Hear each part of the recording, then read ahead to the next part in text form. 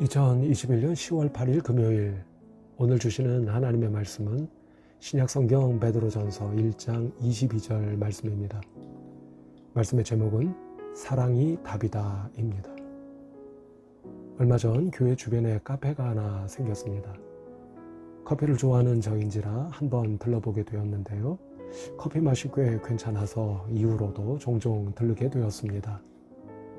며칠 전 그 카페에 들어가서 통유리 밖으로 길을 내다보니까 항상 걸어 다니던 길이 새롭게 보이는 것을 느낄 수가 있었습니다. 가게 안에서 밖을 내다보니까요, 길가에 서 있는 가로수들이 새롭게 보였고요. 상상을 해보니까 실록이 넘실거리는 봄은 봄대로, 녹음이 우거지는 여름은 여름대로, 또 단풍이 드는 가을은 가을대로, 그리고 제가 가장 좋아하는 눈 내리는 겨울은 겨울대로 길이 아주 예쁘게 보일 것 같다는 생각이 들었습니다. 그리고 무엇보다 통유리 너머 언덕 위로 보이는 우리 교회가 아주 새롭게 보였습니다. 그런데 하루는 커피를 주문하고 기다리고 있는데요. 문득 이런 생각이 들었습니다. 제가 지금은 카페인 그 공간에 들어가 보지 않았더라면 앞서 말씀드린 풍경들, 그러니까 요즘 말로 하면 그런 뷰를 과연 볼 수 있었을까 하는 생각이 들었습니다. 물론 그럴 수 없었을 것입니다.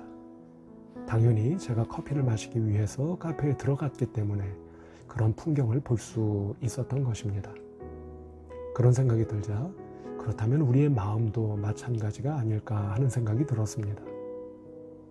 다시 말해서 같은 연장선상에서 만일 우리의 마음속에 어떤 새로운 생각이든지 감정이든지 어떤 새로운 것이 들어오게 되면 늘 걸어다니던 길이 새로운 모습으로 보이는 것처럼 우리가 살아가는 일상도 이전과는 다른 모습과 새로운 의미로 다가올 수 있겠구나 하는 생각이 들었던 것입니다.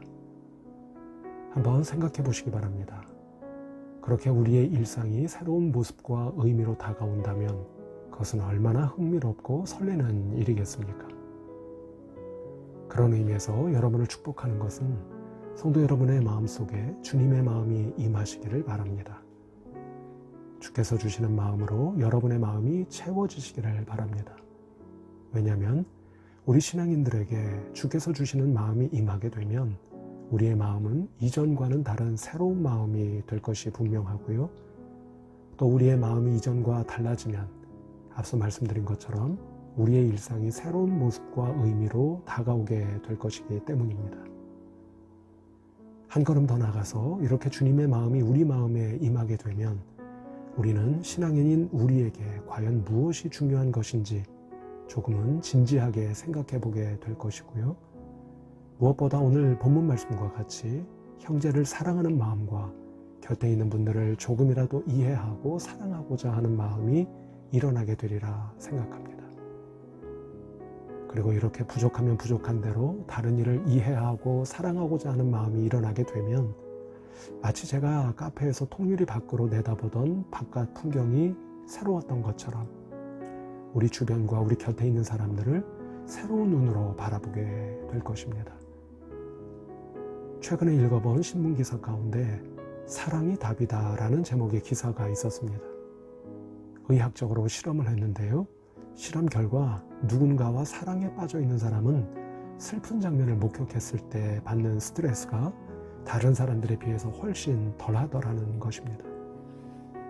그 기사를 읽고 그것이 왜 그럴까 한번 생각해 봤습니다. 이런 것이 아닐까 싶었습니다. 바로 사랑하는 사람은 알고 있는 것입니다. 어떤 힘들고 어려운 상황을 만나더라도 누군가를 사랑하고 있는 사람은 내 안에는 그것보다 훨씬 더 소중하고 귀한 것이 있다는 것을 알고 있는 것입니다. 그러니 사랑이 답이다는 말이 과언이 아니라는 생각이 듭니다. 물론 주님의 사랑과 신문기사에서 말하는 사랑이 같은 것을 말하는 것은 아니겠습니다만 오늘 여러분에게 주님의 마음이 임하셔서 누군가를 사랑하는 마음이 새롭게 일어나시기를 바라고 그 결과 어떤 사람이나 어떤 상황을 바라보는 여러분의 마음과 눈이 조금은 달라지실 수 있기를 바랍니다. 그래서 이전에 보지 못하던 새로운 인생의 풍경을 목격하게 되시기를 바랍니다. 오늘도 여러분을 축복합니다. 좋은 하루 되시기를 바랍니다.